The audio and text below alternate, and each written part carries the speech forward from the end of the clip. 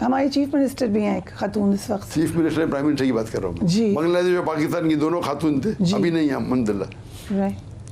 मैं उस खातून से मेरे कोई गिला शिकवा नहीं, लेकिन क्यों खातून बने? क्या मर्द मर गए उस दुनिया के, उस शहर के, सॉरी उस मुल्क के?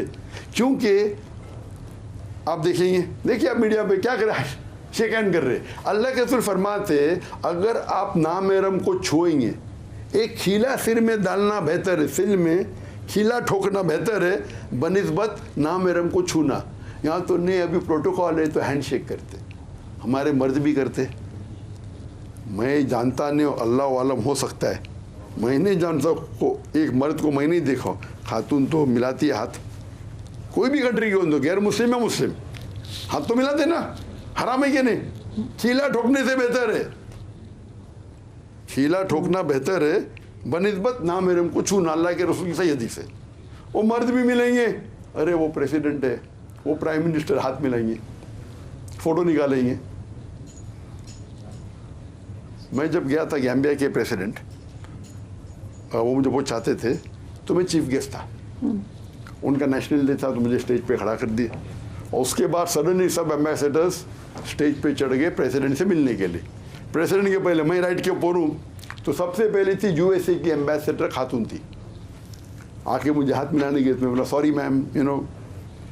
तो प्रेसिडेंट ने देखा, तो उसने कहा sorry, our religion doesn't permit us to shake hands, हमारा दीन हमें इजाज़त नहीं देता हैंडशेक करने। लोग क्या बोलेंगे, नहीं मेरी बीवी नाराज़ होगी, ये गलत जवाब है। अगर बीवी इजाज़त देती शेक हैंड कर सकते, नहीं। तो ये जवाब देना कि बीवी नाराज़ होगी मेरे हिसाब से गलत जवाब है। बीवी भी इजाज़त दी तो आप एक मर्द नामहरम औरत को टच भी नहीं कर सकता है। इसकी मिसाल है, जब मैं गया था इस्लामाबाद में, एक ऑर्फनेज के लोग, उनके जो मालिक थे बोले, और तुम्हें बच्चों की मोहब्बत में गया, बोलो उनके साथ फ़ोटो नहीं, बच्चे हैं, ठीक है, उनको हिदायत देंगे। सडनली जब प्रोग्राम ख़त्म हुआ तो लड़कियां क्या बालिग थे, 15 साल की, 16 साल की, 14 साल की, 13 साल, सब बालिग है।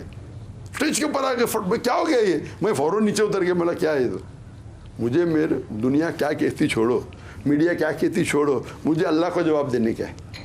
इन्होंने मुझे कहा नहीं, बिल्कुल नहीं कहा खावतीन आने वाली। तो मैं बोला क्या हो रहा है? अरे नहीं, वो मेरी बच्चियाँ हैं।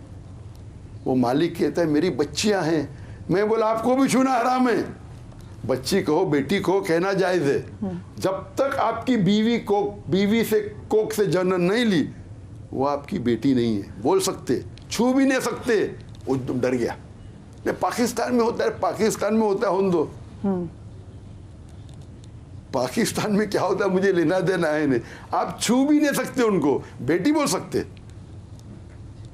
क्योंकि वो आपकी नामहरम है।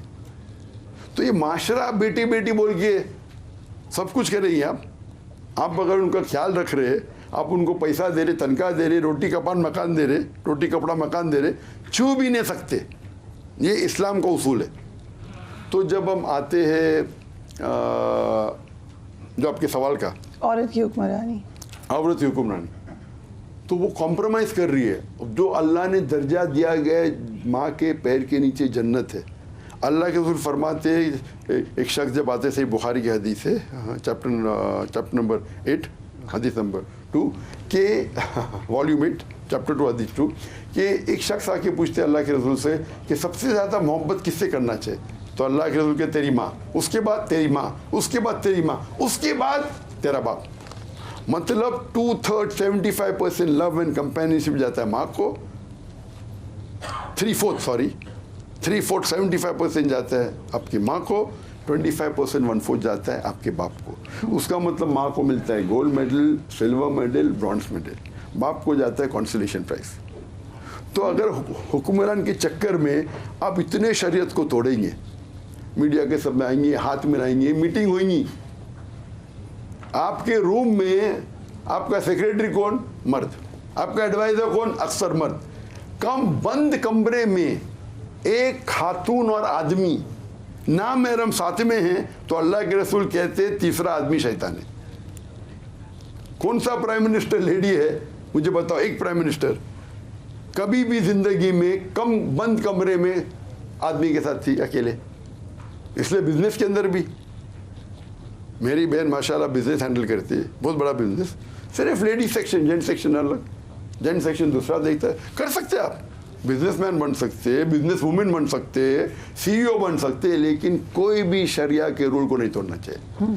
तो जब हुक्मरान बनती है एक खातून, वो नमाज भी नहीं पढ़ा सकती है। हुक्मरान अगर नमाज पढ़ना चाहता है, इमाम बनना चाहता है, नहीं बन सकते। तो मेरी लेक्चर है इसके ऊपर, अभी वक्त की किल्लत है। कई दलील मैंने दिया हूँ कि अगर औरत हुक्मरान बनती है तो उसकी आखिरत बर्बाद हो जाती है।